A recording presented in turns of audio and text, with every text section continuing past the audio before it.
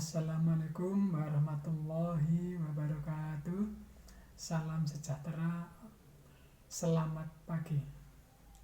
Baiklah, saya akan memperkenalkan diri terlebih dahulu. Nama saya Dr. Aji Setiawan, peserta Latsar Pemerintah Kabupaten Bojonegoro tahun 2021. Gelombang 2, Angkatan 9, Kelompok 1. Di sini saya akan membahas tentang komitmen saya untuk selalu menerapkan nilai-nilai aneka dalam pelaksanaan tupoksi saya sebagai ASN atau PNS. Aneka yaitu merupakan suatu kependekan dari yang pertama yaitu akuntabilitas, yang kedua nasionalisme, yang ketiga etika publik, yang keempat komitmen mutu, yang kelima anti korupsi. Baiklah, saya awali dari yang pertama yaitu akuntabilitas. Yaitu karena saya ini bertugas di laboratorium di RSUD Padangan, Kabupaten Bojonegoro. Akuntabilitas bagi saya itu adalah suatu tanggung jawab bagi saya, itu biasanya dalam bentuk laporan-laporan. Kalau bekerja di laboratorium seperti saya ini, laporan itu banyak macamnya. Misalkan ada laporan bulanan, laporan tahunan, dan macam-macam laporan. Misalkan beli peralatan, beli istilahnya itu reagen dan sebagainya. Itu akan selalu dan sudah yang kami jalani sudah saya lakukan, yaitu suatu laporan-laporan yang saya laporkan secara rutin. Kemudian bentuk dari akuntabilitas lainnya, misalnya jika ada konflik kepentingan karena saya mempunyai rasa tanggung jawab terhadap laboratorium saya, tentu saya akan lebih mengutamakan kepentingan umum dibanding kepentingan pribadi atau golongan. Kemudian saya akan berusaha, dan selama ini juga sudah berusaha, saya mencari inovasi-inovasi yang sifatnya lebih baik dari yang sudah ada untuk saya terapkan di laboratorium, yaitu tujuan saya untuk melayani masyarakat yang lebih baik dan lebih menjanjikan, di mana inovasi tersebut diakui secara internasional itu sah dan bagus. Kemudian karena saya sebagai ASN ini harus taat terhadap peraturan-peraturan yang ada, baik peraturan dari negara, pemerintah daerah maupun rumah sakit. Yaitu diantaranya yaitu saya praktek ini harus mengurus SIP, itu diantaranya. Kemudian yang kedua yaitu nasionalisme. Nilai-nilai nasionalisme yaitu saya berkomitmen akan selalu saya terapkan di dalam tugas saya sehari-hari. Di antaranya yaitu misalkan nilai-nilai yang berjiwa Pancasila, misalkan sila pertama, kemudian sila kedua, sila ketiga, dan seterusnya sampai sila kelima. Yaitu kalau tentang nilai ketuhanan, kemudian di sini saya selalu dan sudah mempunyai agama yang saya peluk, maka saya akan tetap taat terhadap ajaran agama saya. Tentunya agama saya yang bagus, yang tidak akan mengganggu pekerjaan saya di laboratorium. Kemudian kemanusiaan, selalu saya berusaha untuk menerapkan nilai-nilai kemanusiaan. Kemudian yang ketiga itu nilai persatuan, yaitu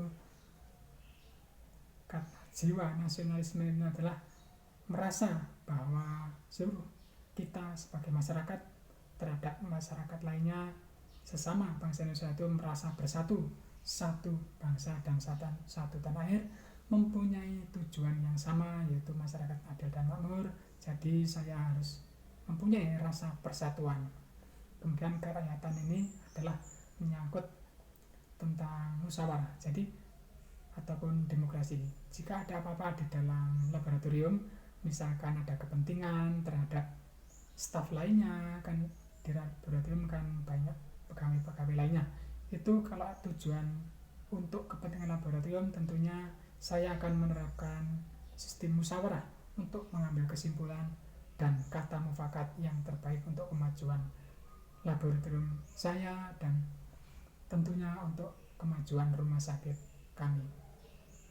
Kemudian yang kelima yaitu keadilan sosial, yaitu menyangkut suatu usaha buat saya bagaimana caranya melayani terhadap pasien, terhadap masyarakat yang periksa lab ini. Saya layani tidak membeda-bedakan, ya, secara merata saya layani semuanya, tidak ada diskriminasi sedikit pun.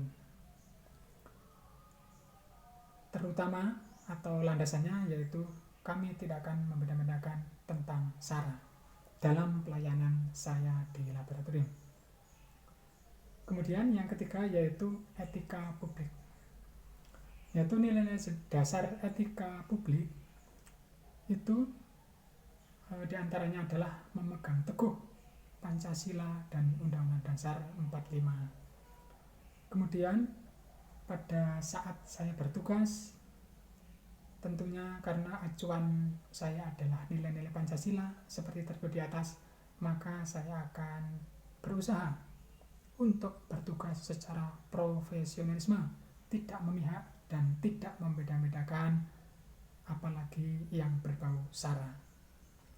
Jadi kami dalam pelayanan tidak membedakan antara yang kaya, miskin, ataupun dari suku manapun, suku Kalimantan, Papua, ataupun Sumatera Jawa. Tetap kalau dalam pelayanan saya, dalam kehidupan sehari-hari di laboratorium, tetap kami layani semua sama, tidak ada yang dibeda-bedakan. Yaitu kalau di laboratorium saya menggunakan nomor antrian, jadi nomor antrian tidak bisa ditawar-tawar, karena itu sudah kami anggap sesuatu yang adil. Yang datang dulu saya layani dulu, yang belakang ya belakang, sesuai nomor antrian. Jadi untuk berikutnya yaitu di dalam rumah sakit ataupun laboratorium kami, yaitu untuk menunjang daripada etika publik ini, kami juga menerapkan yaitu apa yang disebut menyambut seorang pasien ataupun pelanggan kita untuk periksa lab, yaitu menggunakan apa yang dinamakan pertama senyum, yang kedua salam, yang ketiga sapa, yang keempat sopan dan santun. Itu merupakan suatu sikap kami yang sudah kami komitmenkan supaya para pasien ataupun para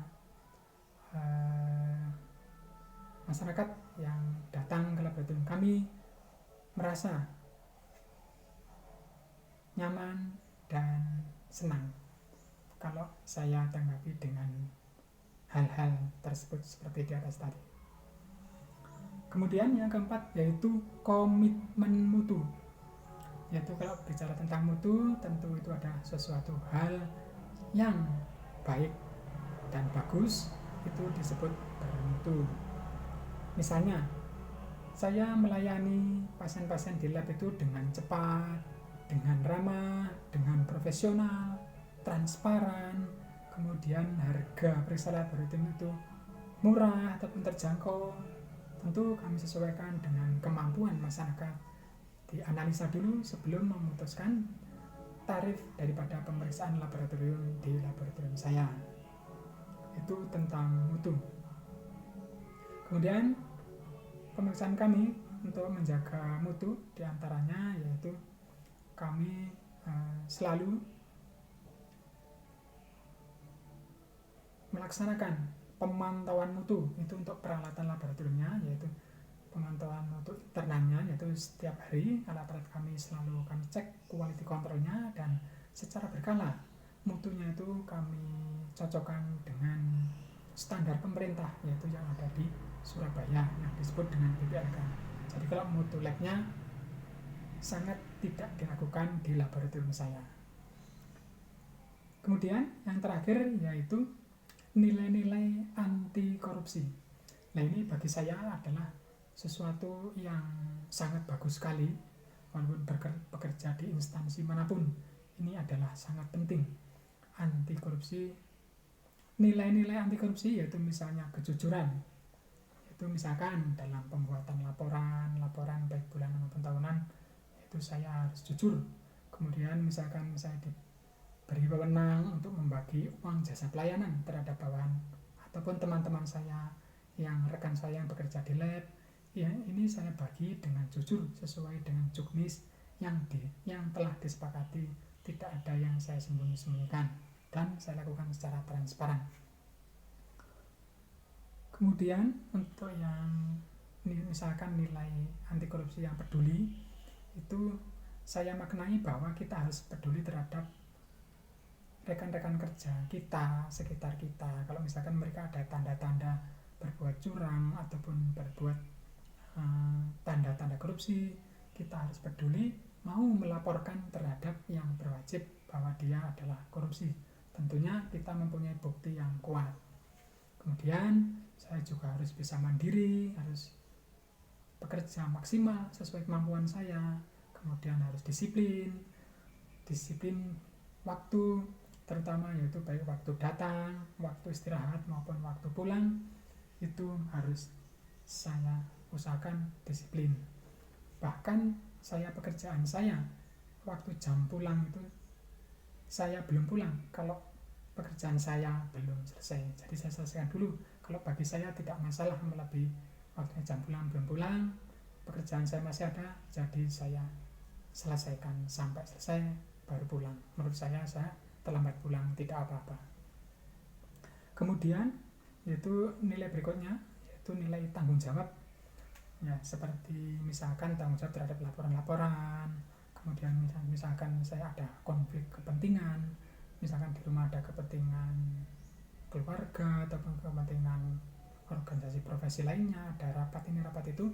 Tetapi kalau misalkan saya di laboratorium ada pekerjaan yang harus dilaksanakan dengan cepat dan dibutuhkan oleh pasien karena hasilnya ditunggu, tentu saya akan kerjakan yang di laboratorium dulu, karena itu adalah tanggung jawab saya karena bekerja di laboratorium rumah sakit.